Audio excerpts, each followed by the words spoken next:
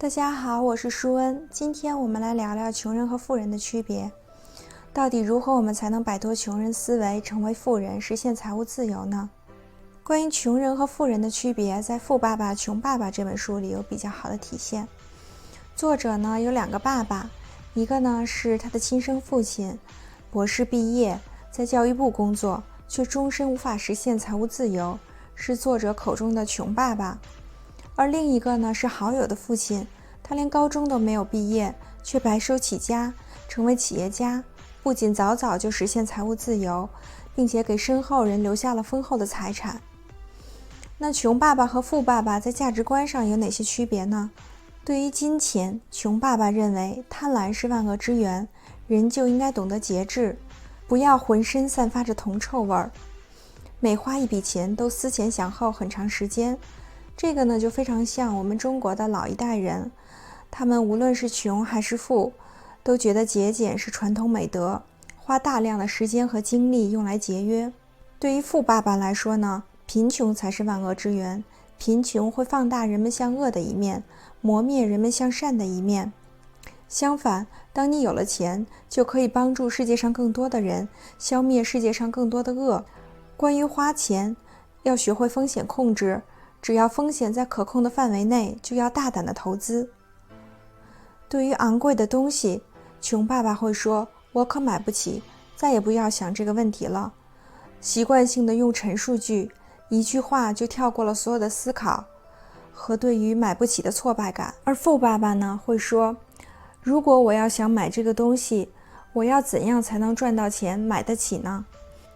习惯性用疑问句，总是去找解决问题的方法，而不是逃避问题。对于学习，穷爸爸会说，你要好好学习，以后就能找到工作养活你自己。学习的动力是恐惧。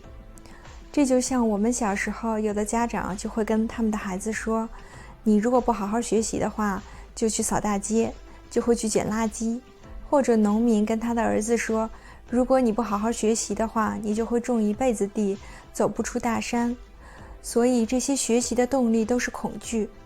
而富爸爸却说，你要好好学习，就能开自己的公司，创造更多的就业机会给别人。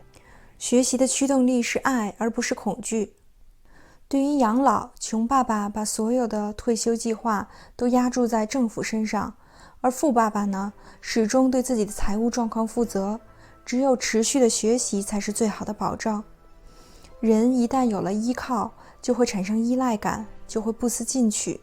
对于破产，穷爸爸悲观消极，所以几十年都挣扎在财务的泥潭里无法自拔。而富爸爸认为，我银行里虽然没有钱，但是我有脑子，所以不出几年，富爸爸就走出财务泥潭，又重新实现了财务自由。那我们如何才能摆脱穷人思维，提高财商呢？首先，富人是不会为了金钱而工作的，富人不会为了一点小钱而出卖自己的时间和精力，他们往往关注于自己的事业，把所有的精力都投入在购买资产项上。其次，要分清什么是资产，什么是负债。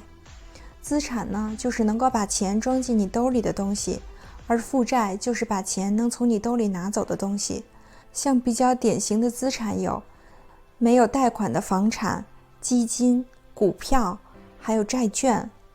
而负债呢，包括汽车、有贷款而自住的房产、奢侈品和信用卡的提前消费。如果你想致富，唯一的原则就是源源不断地买入资产。富人会不断地买入资产，而穷人只会买入自以为是资产的负债。赚更多的钱呢，并不能解决这个问题，而往往会让问题变得更加严重。因为钱能暴露人性中的弱点，让头脑中的现金流模式变得更加明显。所以为什么有些人中了一大笔彩票，或者得到了一笔意外之财，还是会很快地打入原形。当我们说建立自己的事业时，就是建立自己牢固的资产项。我们每当把$1放入自己的资产，就不要再让它出来，要让它24小时为我们工作，成为我们的雇员。而我们自己呢，仍然要努力工作，只是还要不断地买入资产项。